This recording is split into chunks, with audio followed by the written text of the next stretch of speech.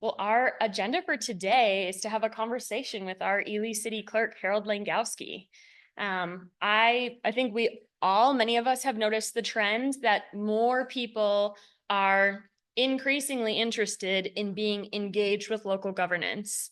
And so we're here today to kind of get an inside scoop from Harold about how can we do that in a way that doesn't necessarily doesn't feel like pitchforks. And I had a conversation with Harold and Casey in Harold's office a couple of months ago, and I was genuinely in awe of how many things are on Harold's plate and how many things that Harold and Casey do to make the city run. And so I'm really grateful to Harold for being so giving of his time. Please join us in welcoming Harold. Morning. I guess how many people is this their first time coming to Ely City Hall? Is there anybody? First time in City Hall? No, everybody's been here before. Okay. Well, City Hall was renovated about 10 years ago now, making it ADA compliant. So there is an elevator down the hallway if anybody does need that to when they go to leave the building, if they don't want to walk up and down those steps again. So yeah, as I said, City Hall was renovated. Prior to about the mid-90s, St. Louis County Court was held here. But due to ADA issues, they no longer held court after the mid-90s. So when we renovated this building in 2014, a big part of that was to make it ADA compliant. So probably about 35 years late, but better late than never. So welcome to City Hall. As Lacey had mentioned, Casey and I did sit down with her and discuss, the city process and the role of city government. And one thing, I shared this with Emily yesterday, we get calls on a continual basis from folks that believe they live in Ely, but they live in the township. And that's an ongoing issue. I'm the election administrator for the city of Ely. Casey's the head election judge. And I can tell you for the last 16 years that I've been involved, 17 years I've been involved in Ely elections, we tend to get a lot of people from the townships that believe they vote in Ely because they have an Ely zip code. So I always like to say it's like civics 101. First, know where you live, make sure you know the jurisdiction you live in, and make sure you're registered in that jurisdiction to vote. So that's one thing I want to point out. I had a call yesterday from somebody on the Blueberry Cutoff Road on Birch Lake Road with a seasonal rental that wanted me to give them a road association approval to get a permit for their Airbnb. So it's kind of interesting. It continually comes up. So, and I think as people become more engaged, that's number one. So where do you live? Who's your local unit of government? If you're on Fall Lake, if you're in Fall Lake Township, it's a Fall Lake Town Board. If you're in Morris Township, it's the Morris Town Board is your local unit of government. And also there are areas around here that are unorganized townships. So then your next level of local government would be the county you live in. So just a little civics 101.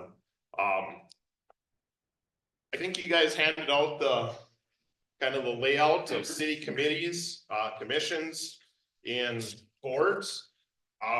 One of the questions that was posed to me is maybe explain what the difference is between a committee, a commission, and a board. A committee is typically a group within an organization that provides or makes recommendations. A commission is a group entrusted by the governing authority to carry out a specific task or function, and a board is a body with authority to make decisions and oversee operations. In the city of Ely, the city council has the ultimate say over all committees and boards and commissions. So the city council is the ultimate authority. They have the final say. The buck stops with them. The city of Ely has a lot of committees, commissions, and boards. I've been involved with the city of Ely since 1999. Is when I started working on civil projects in the city. So I would say since about the year 2000, I think I've missed about 3 city council meetings, probably less than that for utility commission meetings, and probably the same goes for projects street and infrastructure and land commission meetings. So there's a lot of committee meetings, but that is where a lot of the work is done. Chris, she's on our projects committee. Emily is on planning and zoning and projects and a plethora of other committees. I know Abby's on park and rec. So I see a lot of people in the audience here that participate in committees. Of course, Angela's on committees. Pam's on HPC. So is Margaret. She's in the room here too. So there are a lot of committees, commission and boards. Those are posted for public input when committee assignments openings come up. And it's surprising to me how many times we need to post those. Sometimes we need to post them for many months to get anybody to sign up. The way assignments are set is you apply, you submit that to Casey or I, we bring those forward to the city council. And if the council has more than one person to select from for a committee or a commission, you know, they have to make that decision and decide how they're going to do that. So I like to see them having to make decisions over who's going to be on a committee or a commission. And a lot of times they'll have interviews. We had that come up with Park and Rec. We sat down with the candidates, we interviewed them, and at the next meeting, there was a recommendation made for those seats on the Park and Rec board. So there are ways to participate. It isn't that difficult. You don't get a lot of homework. It's not a lot of extra time required. Park and Rec, for example, meets once a month. We try to keep the meetings down to an hour. Is one of the goals I set for a lot of the committees this year is sometimes when the meetings go on for more than 2 hours, you kind of spin your wheels. You don't really accomplish your tasks. So just like anything, trying to stick to an agenda is important. The city committees also, you don't have to be a City of Ely resident. You don't have to live in this jurisdiction. The majority of those boards are made up of city residents, but if there are openings and there are township residents that apply, they can be considered for that position. The Ely Utilities Commission. I don't know if anybody here knows Kurt Soderberg. Kurt lives out on Eagles Nest Township on Trigg Road. Kurt was the executive director of the Western Lake Superior Sanitary District for a long time. He had that professional role in Duluth. And when he retired and moved to Trigg Road, we had an opening on the EUC board and Kurt applied for it. Well, Kurt was a major asset for the utility for those 9 years that he participated. Still to this day, I talk to Kurt on probably a monthly basis, whether it's the Ely Community Foundation, the hub, or questions I may have concerning utility rates, policies, those sorts of things. So this is what the Ely community is made up of. People of very diverse backgrounds that we try to pull them all together and use those strengths to benefit the community. Because I do believe Ely is a little different community than other places. So as I started out, people that live down the Echo Trail, you know, halfway to Crane Lake, they believe they're from Ely.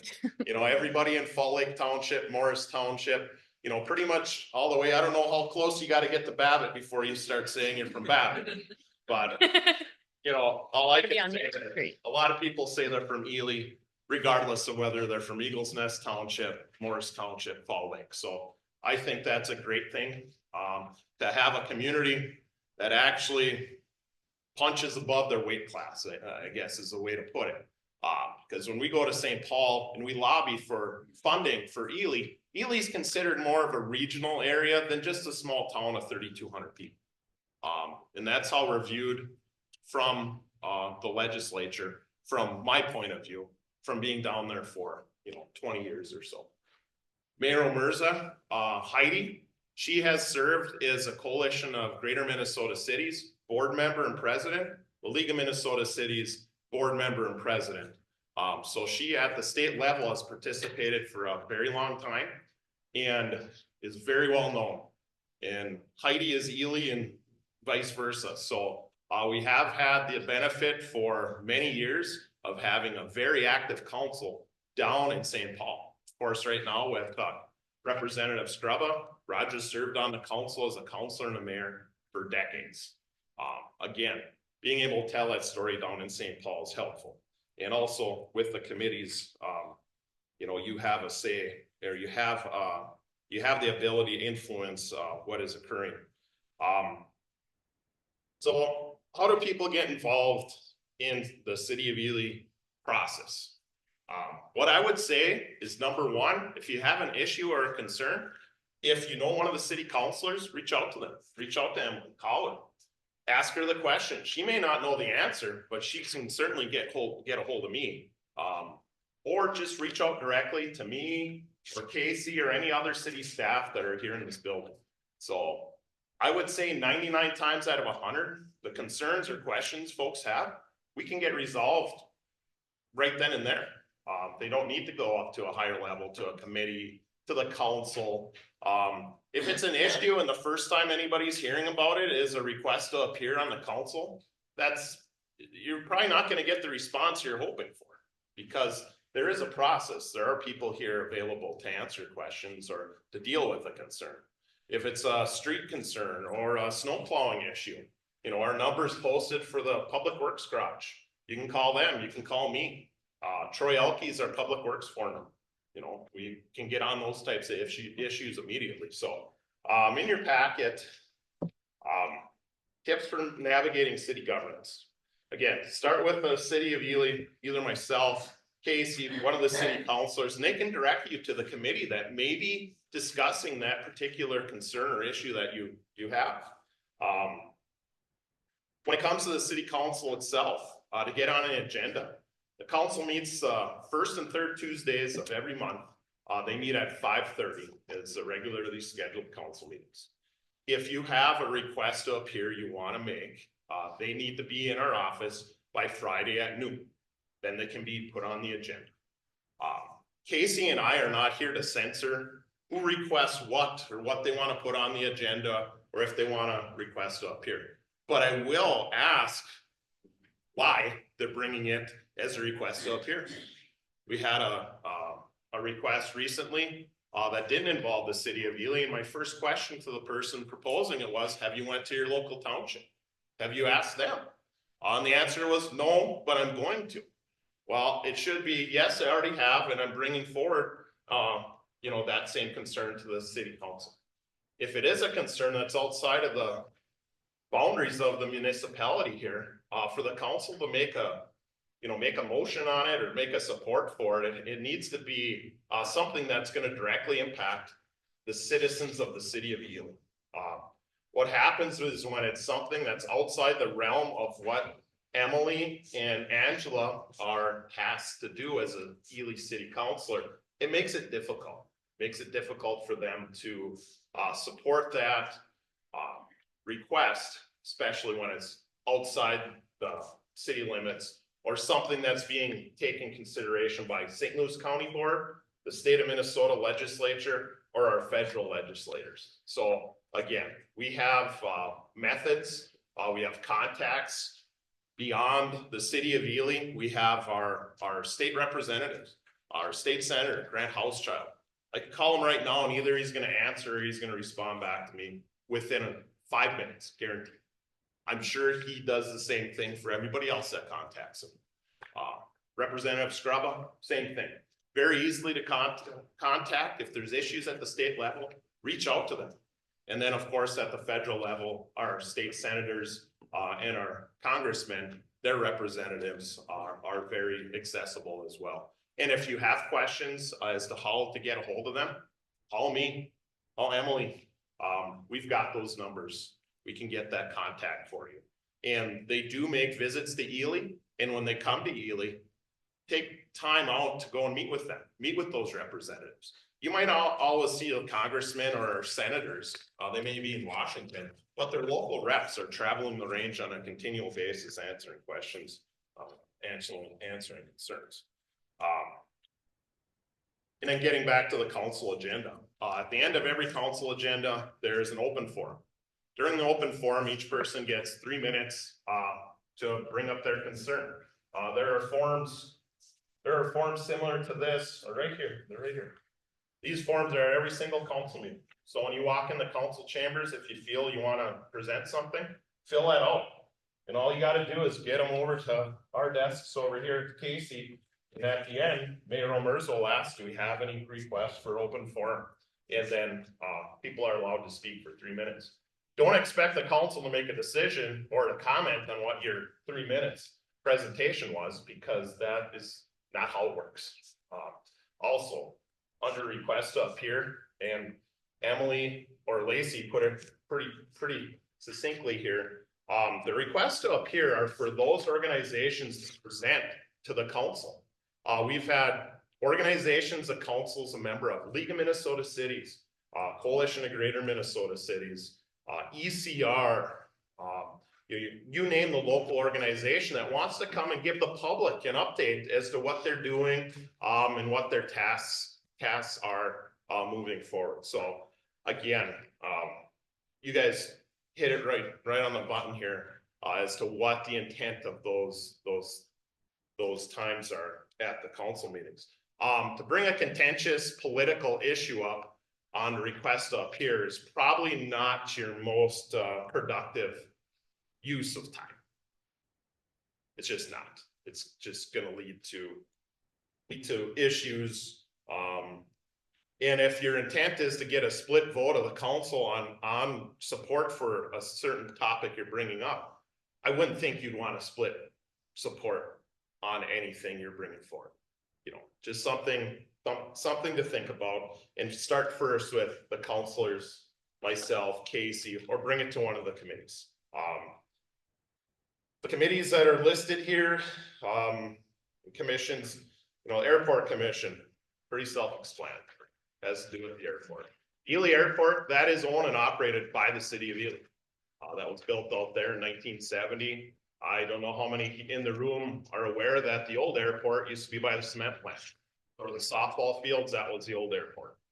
So why is it called Airport Road? That's why it's Airport Road. Looks like a big swamp now. That's exactly what it is. At one time, that was the airport in Ely. So we do have a first-class airport, as you all know, very critical to firefighting operations for both the state and the Forest Service. So we are very glad that as a resource. We can land 737s at that airport. So when they're fighting fires and they need to bring in the heavy artillery, that's what they can land there. C-130s, 737s, and of course, rotary helicopters are in there as well. Actually, tonight we have an airport commission meeting. One of the big tasks we've been working on there is a master plan. So every so often you need to update your master plan at your airport. We're eligible for MnDOT and FAA funds. With that updated master plan, we're setting the next 20 years for capital projects and what we want to see at the airport. What's one of the big discussion points? Maybe putting in some private hangars. Ely does not have private hangars. We've got hangars that we lease to those that own aircraft. So if you know anybody with the airplane looking for a hangar, Shoot. call me up. We're always looking for aircraft that have a registration in the state of Minnesota. So that benefits our airport. That brings in more federal and state resources. Cemetery committee, pretty self-explanatory. They set the cemetery rules or make recommendations on cemetery rules, and they do the beautification projects out at the cemetery. A very dedicated group. Jeannie Zaverl, she's been helping on the cemetery committee, and then actually being one of our lawn mowers and groundskeepers here for the last year. Her and her brother have done that for us for a few years now. So we've recruited a couple new folks this summer to bolster up their efforts. I don't think Jeannie wants to work as many hours mowing grass as she once did. So again, a great group. We take cemetery donations. The donations are used for beautification of the cemetery. Otherwise, that is a general fund expenditure. People pay property taxes. It goes towards the maintenance of the cemetery. It's owned and operated by the city. Donald Gardner Humanities Trust Board. Does everybody know what that board's about, or where the money came from? There was a painting. I think it was Breakfast in the Garden is the name of the painting. looking for head nods to make sure I get this right. But it was a painting that was found, I believe, in the community center. Or was in the community center, and then it was sold. Library. There's no library, and that was sold, and that money was put into a trust. And the accrued investment earnings on an annual basis is what's given out for all of the folks that are applying for the art projects they're working on. The city of Ely has received some money from that. The new bronze sculpture in the park, the foundation's in there. Over $10,000 of that project was funded through that. So I've gotten calls from many other communities wondering what this is and how they, how the city got this money. I'm like, well, the city didn't do anything. This is completely separate and we just participate. The meetings are held here at City Hall and there's typically a city councilor on that board. So something very unique to Ely. EDA, Ely Economic Development Authority, looking at supporting the businesses in Ely and expanding economic opportunity for those businesses and businesses that want to establish a home in Ely. That is established by a state statute, and we actually do levy a very small amount, very small percentage, about $40,000 a year is levied to support those efforts. So that EDA is made up of the membership of the council. So they are on the EDA as well as the city councilors. So that committee, they meet the fourth Wednesday or fourth Tuesday of every month. So as a city councilor, you're guaranteed you're going to have 6 to 8 meetings a month. A lot of them being committee duties along with the EDA. As much. Ely Utilities Commission, pretty self-explanatory. That's the water, wastewater, and electric utility in the city of Ely. Ely's a little unique that way. Many cities, the utility commission is just the water and the electric, and the general fund has the sanitary sewer. But in Ely, Ely's a charter community as well.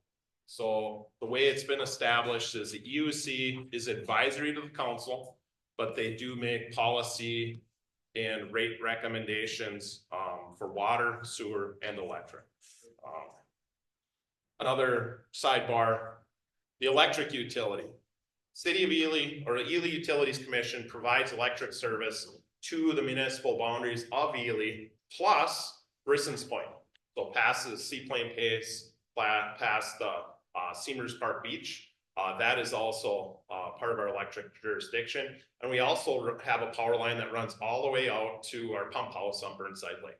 So about 5 miles of power line runs out there to run the pump house. We will have electric outages. Again, for an example, somebody way down the end of Echo Trail not have any power, they'll call me wondering when their power is going to come back on. Because they feel, well, I live in Ely, you guys have to give me power. So just kind of funny. Employee relations, that's an internal committee, deals with all the employee contracts, grievances, those sort of fun things. And then HPC, Heritage Preservation Commission, which was kind of reinstated 15 years ago, maybe. Angela might have been involved. So HPC was always an ordinance, but wasn't active for many, many decades. It kind of got reinvigorated actually before we started the renovation of this building. So in the process of renovating this building, in the process of building the new library, and then looking at the potential reuses in the future back then, 10 years ago, 12 years ago, for the community center was a big task of theirs back then. Well, a reuse study was completed. We sold it. This is the second time we sold it, but if you drive by, you can see a lot of work has already started. So the reuse into that building to be the Ely International Hotel is what it's being repurposed into. So that was a lot of effort that HPC put in back then. Yeah. We're also looking for a couple of members. Good point. There's a committee that we have posted for quite some time. We need some members. So let us know. Put in your name. We're certain we can get you on the board if you are interested. Also, Jess had mentioned History Happy Hour. This is something they're very actively involved with, and as she said, the next topic of discussion is gonna be the history of water treatment in Ely. That's pretty exciting. Honestly, though, Yeah. what's Maybe I'll learn something, some things. what's something the Heritage Preservation Commission is working on now? We are working jointly with a couple of other organizations in town on a tour Ely brochure. So we're working jointly with the Chamber of Commerce, Tourism Bureau, Ely Winton Historical Society. So one of those joint things, I think it's gonna be a great piece to show a lot of high points of Ely. So we're plugging into that culture and tourism part of what heritage preservation is about. And Ely is unique in having both Ely Winton Historical Society Museum at the college and also the Pioneer Mine Site, that any given afternoon in the summer, you can stop by and Seraphine will give you a tour if you haven't already, so. So here, I'd like to say, in the chambers today, the whole commission is seated. Yes, because Lucy is also part of HPC. Okay, so we got Margaret, Lucy, and Pam, so we do need 2 more members, so. I'm going back down through the list. The HRA, the HRA is by its own authority, a separate entity in the city of Ely. So the Housing and Redevelopment Authority, their offices are based out of the Pioneer apartment building. Kristen Zobitz is the executive director for the HRA. Angela is the chair of the board of the HRA, and they work on housing issues within the community. And the definition here is they offer safe, decent, and affordable housing for low and moderate income persons without discrimination. So that's the goal of the HRA. They also have market rate housing. So the market rate townhouses on Washington Street, those are also owned and managed by the HRA. And a big project the city's been working on with them is workforce housing. We made an application for $5.5 million in workforce housing funds from Minnesota Housing. We didn't get it. We're still working on that. I believe they screwed up, so we're gonna see if they can rectify their mistakes.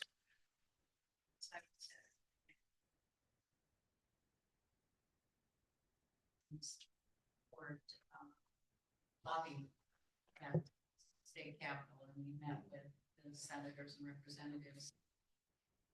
Stated that the workforce have, they are very supportive of continuing and Problem we're gonna have at the state level is we're projecting a $6.5 to $8 billion budget deficit coming in the next cycle. So what that ends up being yet, we're not certain, but our state senator, Grant Housechild, is very supportive of trying to get additional money putting in that workforce housing program. The last allocation, I believe, was 39 million. On an annual basis, that's typically 2 million. So at 2 million, we'll never get any money.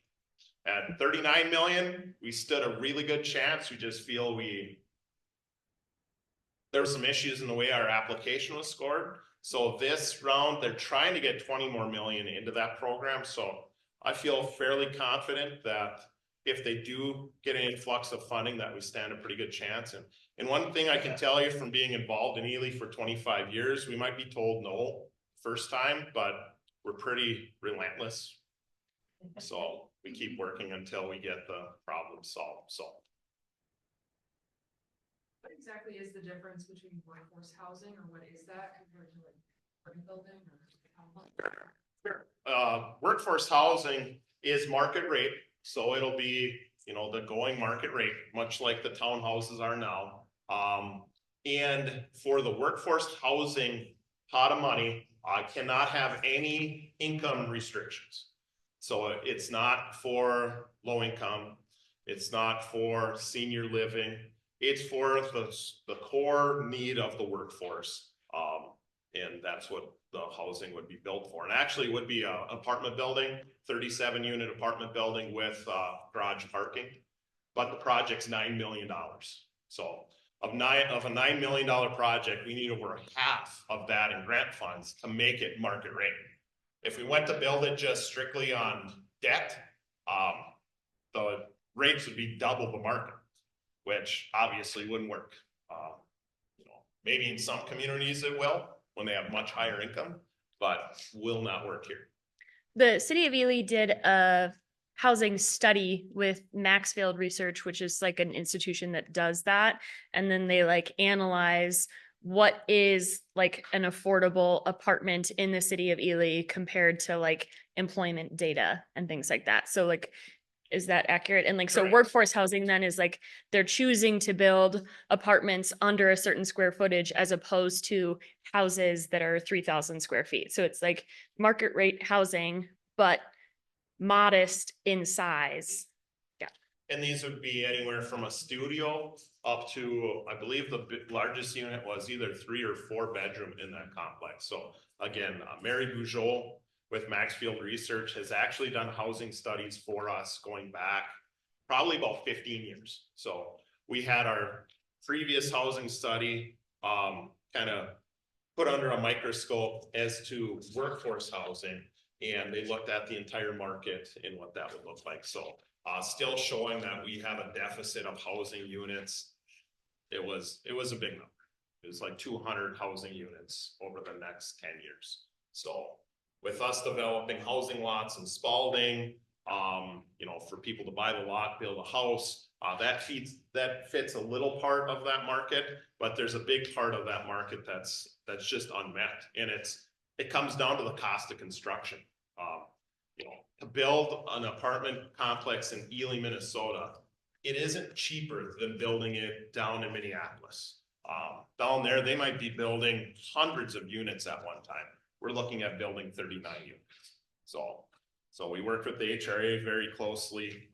We ended up working with Minnesota Housing Partnership to actually pull in a developer that was interested. So it was quite the process. And like I said, we weren't successful with first application, but we're hopeful that'll continue to move forward. We did submit for special legislation. We're also working on a sales tax exemption for all the building materials, which you might think, well, what's that really gonna amount to? That's over $200,000 on this project.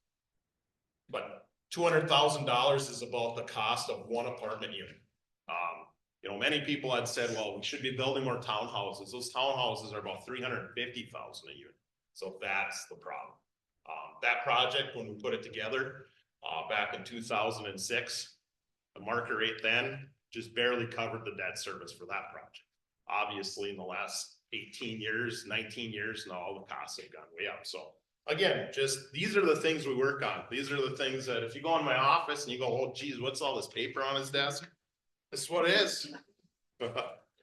So, and all of these committees, other than the Employee Relations Committee, the meetings are public. So even if you're not a member of the committee or commission, anyone could be attending the Housing Redevelopment Authority meetings on a regular Absolutely. basis. Absolutely. Yes, as you know, city council meetings are open just the same as all our committee meetings. Our committees are either meeting in here or they're meeting in there. So even if you come up the steps and you see a group in there and the door's open, it's an open public meeting. So stick your head in, introduce yourself. You might learn something. And you might be able to tell your neighbor what's going on, or they may have a question then you're educated on. So to me, that's the ultimate goal is you know, we've got public access television that's through TAP. We film our meetings, all the council meetings, planning and zoning meetings, park and rec meetings. Those are on public access television on Mid-Continent TV. So another way you can view the meetings, and of course, read the new local newspaper. Katie's here at every meeting. Katie's here with the Timber J. The Echo's here as well. So Tom Coombe or Nick Wagnum are here for the Echo. So read the local newspaper. You know, buy them both. You might learn something different in each newspaper. Planning and zoning. All the planning and zoning issues for the city. All the development projects. If you need a variance for a fence, this is a group that meets to discuss those. And they are a commission, so they actually do have some authority as Board of Adjustment.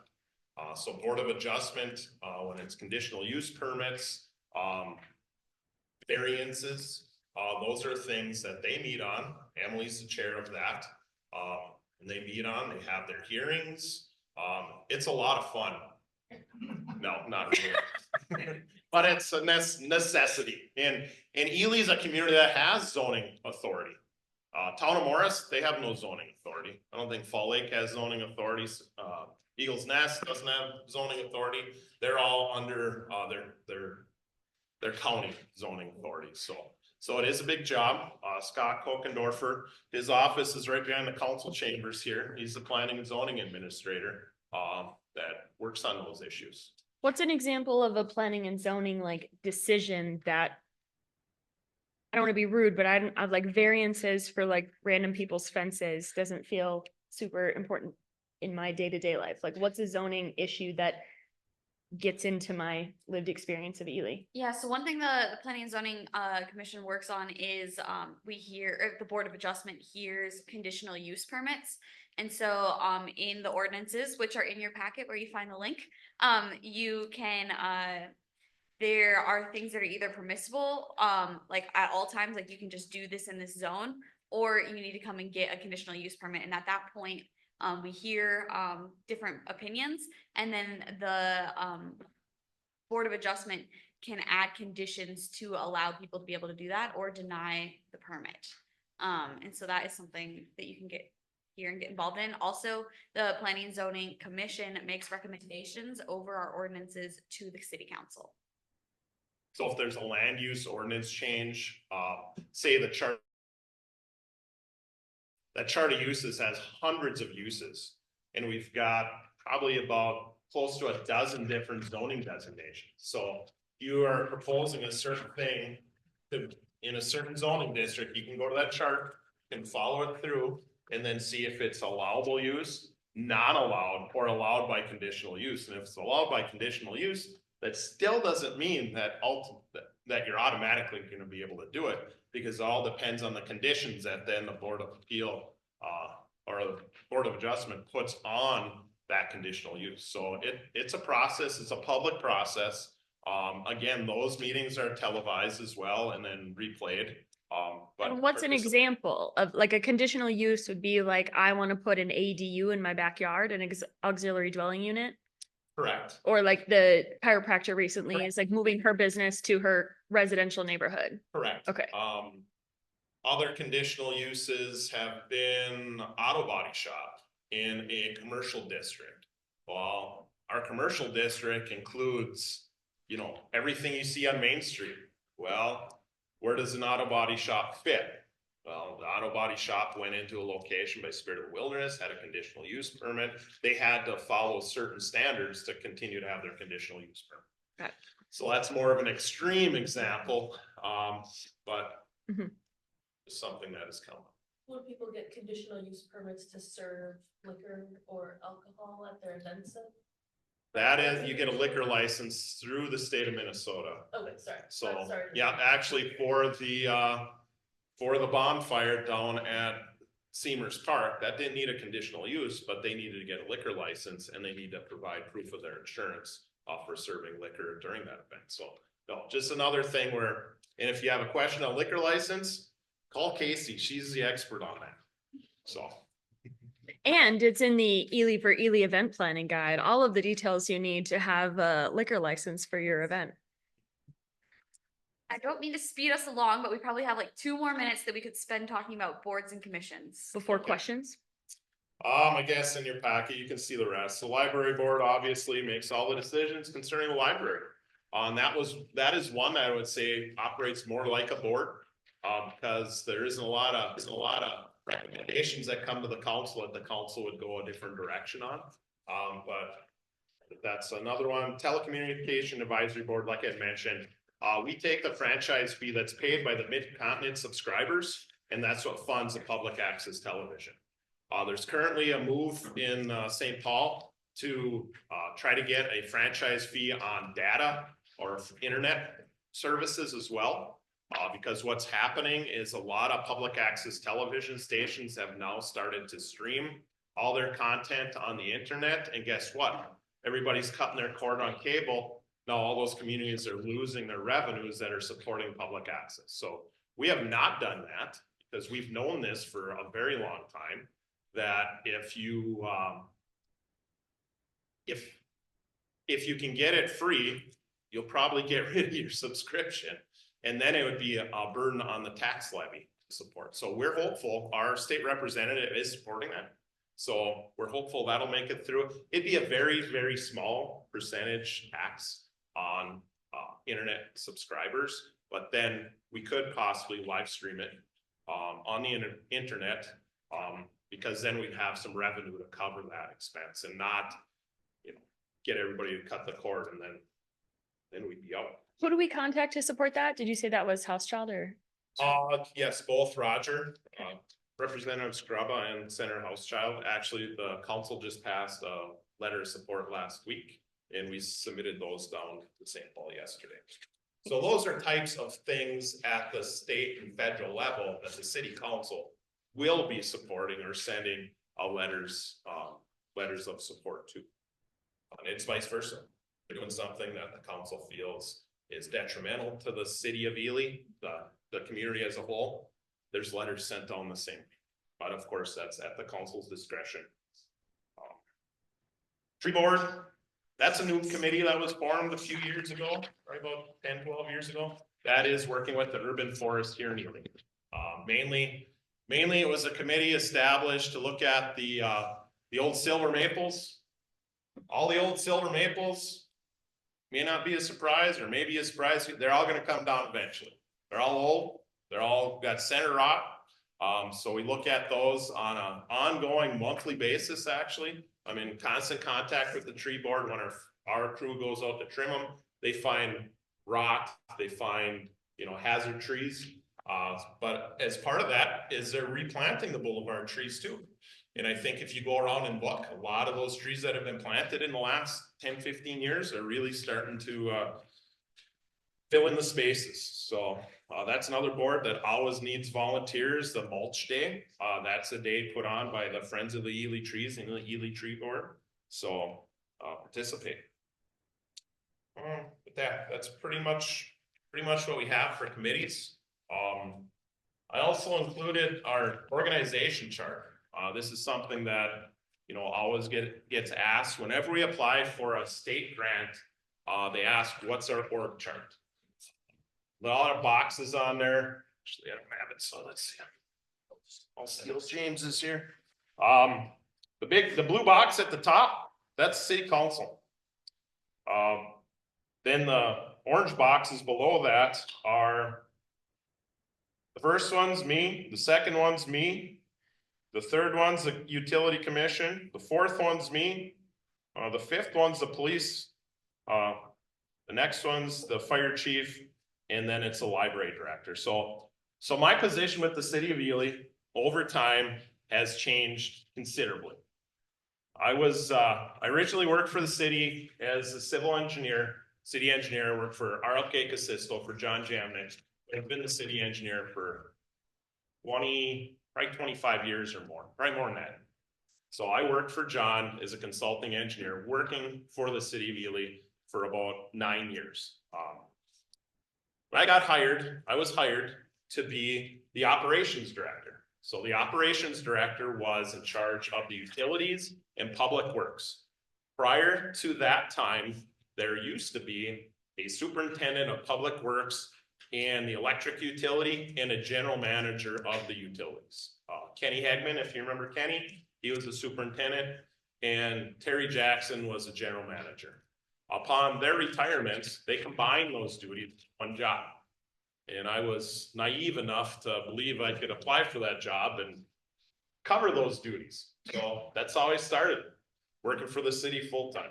And then over time, I assumed the clerk treasurer duties again, volunteering because I don't know, I didn't know.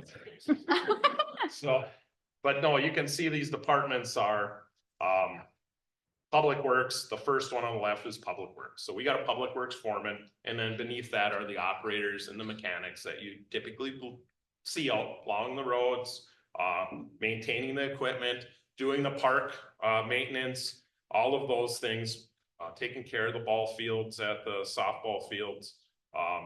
The next one over is the building department. So the city of Ely, we have a lot of buildings. We have a lot of real estate. The VA clinic, that's something the city built, owns, and operates, maintains. for the Veterans Affairs Clinic. So we manage that entire building, the Sato building. We have 7,200 square feet in that building available for rent. As you just may have heard last week, the governor has said everybody's going back to work at least 50% of the time. So the Department of Admin has known for a couple of years we have that space available. So I'm hoping some other department wants to move some positions up to Ely, along with the Department of Revenue, who currently has a lease with us. They'll be bringing their folks back into that space that the city has leased them. Of course, the space they had a vast majority of their workers in, they sold to the city, to the Ely Community Foundation, and it's now the hub. So it's kind of interesting how things change over time. So we'll see where that goes. In the middle, that's the utility commission. So as I said, the utility commission is water, sewer, and electric. Beneath the utility commission is me. And then beneath me is the infrastructure department, the water department, the sewer department, and the electric department. So each of those entities, we have 4 licensed journeyman linemen that take care of the electrical system between the substations and all the distribution system. And then within the water and wastewater, we have a Class A wastewater plant. So our wastewater treatment facility is of the highest licensing required in the state of Minnesota. We have 2 operators at that plant. Our water treatment plant, as I said, we draw water out of Burnside Lake. We've got a surface water treatment plant that's located at Seamers Park. We have the same 2 operators operate both the wastewater and water treatment plant. And then our infrastructure department is all the manholes, all the sanitary sewer lines in town. That's maintained by the infrastructure department. And of course, we've got police, fire. Our fire department is a volunteer fire department. One of the members is standing in the doorway back there. He's both a firefighter and a first responder. And I believe now you're on the ambulance service as well. Michael Smith, if none of you know him, very dedicated. The city of Ely and the surrounding areas are very, very blessed to have a volunteer fire department like there is here in the city. 35 dedicated members. The response percentages are pretty unbelievable.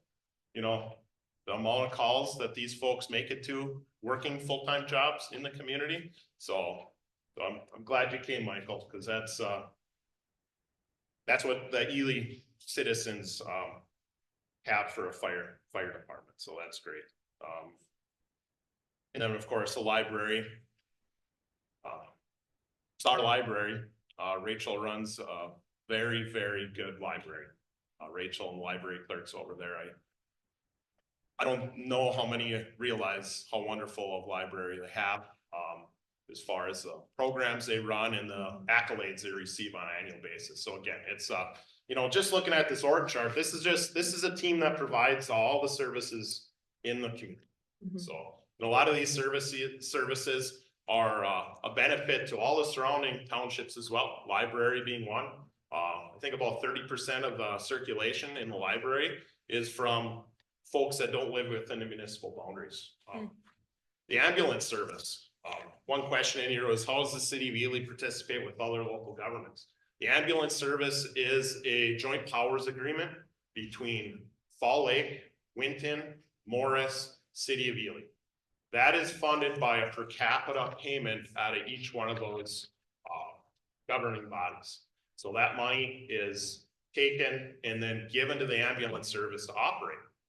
The ambulance service operates out of a building that's actually not owned by the ambulance service, but it's owned by that joint powers. So Morris, Fall Lake, Winton, and Ely own that building jointly. And actually we got $1.3 million of grant funds from USDA. We're still working through the details on to add an additional building for the ambulance service and then build another fire apparatus storage building for the fire trucks for the city of Ely. City of Ely's been upgrading their equipment. Well, over time, the equipment gets bigger.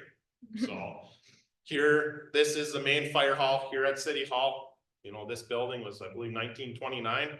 You can understand in 1929, the fire apparatus looked a little different. You know, they had just went from horses to you know, horses to something with a gasoline engine in. So that's something we work jointly with, of course, the ambulance joint powers, the ambulance board on the ambulance building. I wonder if anyone, we have like basically 8 minutes left before we want to make sure you have time to get to your 9 o'clock commitments. Does anyone have a question for Harold? Yes, Lauren. Previously about writing proposals, and working kind of up that chain of command of the and stuff.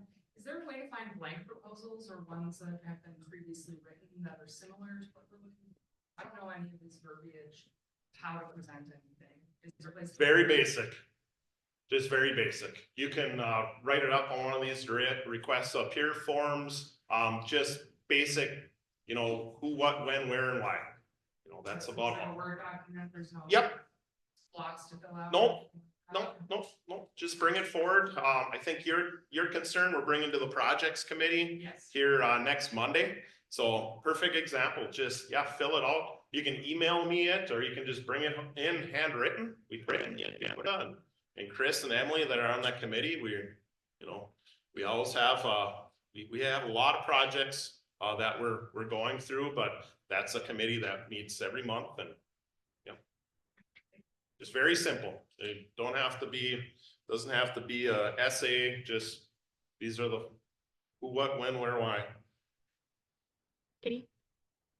Can you talk for a second about the grant opportunities for businesses available through the EEDA? Certainly, we have grants both available for businesses and for homeowners. We've got commercial renovation loans. We've got commercial renovation grants. We were successful in continuing funding through the IRRB for downtown corridor projects. So if you have a business on Main Street or on Chapman Street that you're looking to make capital investment in, that'll lead to additional tax base and additional employment, apply. We've got money available. That can be for up to $25,000 in grant. We also have commercial rehab loans. Those are 17.5 at 3% interest for 6 years. You'll get that nowhere else.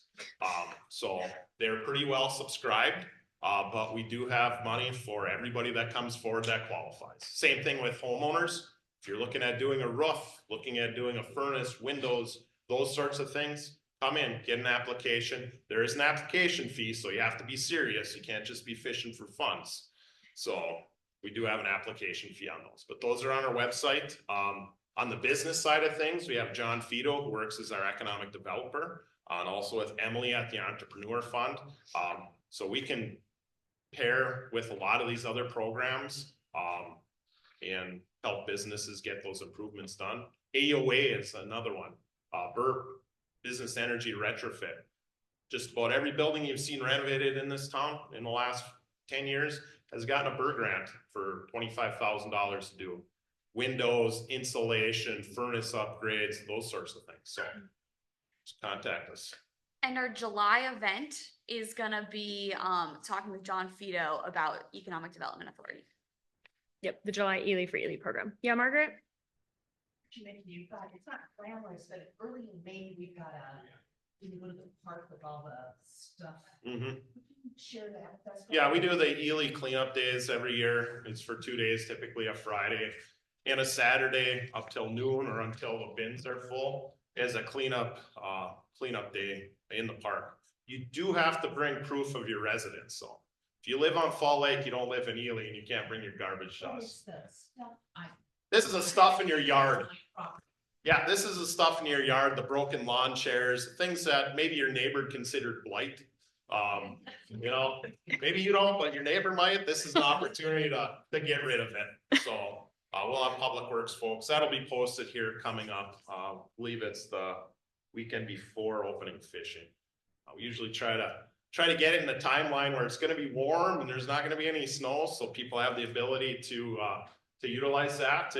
And just so folks are aware, if you don't take advantage of it and you do have blight in your yard, we'll be coming. And when you say you're posting it, do you mean like information? Where are the go-to channels for people to receive Facebook. messages? Our Ely Facebook page and the Ely website. It's our two. Then, of course, they're posted here at City Hall on the bulletin boards, but Ely Facebook, Ely website, then of course our legal publications, the Ely Echo, so it also gets posted in there. But yeah, there's also at the last council meeting, St. Louis County has their hazardous waste cleanup days coming up. So check St. Louis County's site or check our site. Those are for those of you that might have some old paint or old cans of you don't know what, you want to get rid of them, that's the place to bring them. And pharmaceutical drugs, always bring them to the green box downstairs. Never, ever, ever flush them down your toilet. I've heard you say that at many Yes. city council meetings. Yes. Did someone have a question? Do dead trees count as blight? No. Pardon? No, No. I know where you're going, Andy, no. All right, so moving into our last question, what can residents do to support the city of Ely councilors and city clerks? Just show up, show up, participate in the events we plan. The cleanup days is a perfect example. That costs you absolutely nothing. Show up, fill the bins, clean up the blight. In the summer, grass gets to be a problem. If you know your neighbor isn't around and they're not in the area, mow the grass. Yeah, a small lot, it doesn't take that long. Just mow their front yard. It's jail time that bothers. Yeah. Do the neighborly thing. Yeah. That's for me, that's a big thing. Participate. Don't show up after the fact to gripe when you haven't participated or you didn't take the opportunity to come to a public hearing concerning public projects, to come reach out to a counselor, myself, over a concern or a question you have. I think we're pretty approachable. At least I'd like to believe we are. By the number of phone calls I get, I think I'm pretty approachable. But again, I've got 3 different numbers at the city of Ely. If you call, leave a message. If I don't get back to you in 2 days, call again. I call most people back. I think Andy can attest to that. So just have patience sometimes. Wheels of government sometimes turn slowly, but there's a reason for that. We have to be deliberate in the way we do things. Sometimes it may seem like a simple solution to you, but it might not be as simple when it comes down to all the facts. And yeah, reach out to counselors myself, participate in those committees. And many times if somebody applies for a committee, doesn't get on it, doesn't mean you can't go to the committee. Just means you're not a member. And likely in that committee, and I think those that serve on committees, a lot of times people don't make it through their whole term. Right. So if you're the one that has participated, it's a real easy fit for somebody to slide in. You're going to be accomplishing the same work if you're on it or if you participate as a non. So that's, I guess, my biggest suggestion. Awesome. Well, let's all give Harold a big thank you.